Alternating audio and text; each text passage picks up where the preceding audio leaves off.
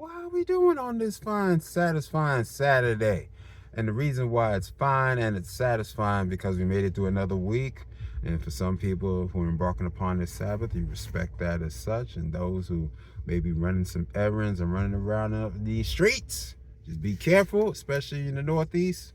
It is cold out here. And as always, this is your man, Gregory Clark, MMA. And so, this has been a very interesting week for me as I've been able to reconnect on so many different levels and to be exposed to some apparent thoughts and manifestable possibilities that are extremely helpful. They're extremely blessings and they're, eye openers. And those eye openers are always needed because there are times that we don't recognize that, we have an empowered possibility that's always being presented to us, but we just have to figure out how we're going to manifest through. We always got to figure out how we're going to be established and how we're going to move through those particular areas. And know what's so great about that is that when we allow ourselves the possibility to be a little bit more insightful, that means we have the opportunity to be reestablished and to grow into those areas that can be helpful. Can be very, very helpful. So let us all think about those things, especially on the Saturday. Allow this to be a day of assessment, and when we say assessment, it's not assessing to say, oh my God, what went wrong, what's bad. Assessments are great things. Assessments allow you to chip away those things you don't necessarily need or need to focus upon. And at the same time, assessments are good because it gives you a strategy and it gives you an opportunity to see what type of tactics you can start to utilize to be even better as you go forward.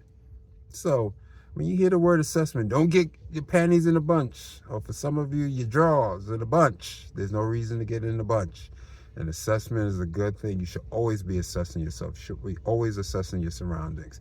Even and there are times me and my wife will talk and we start to recognize there are certain things that we were just starting to move in automatic around. That means we even needed an assessment. We needed a tool to say, yo, we need to check in.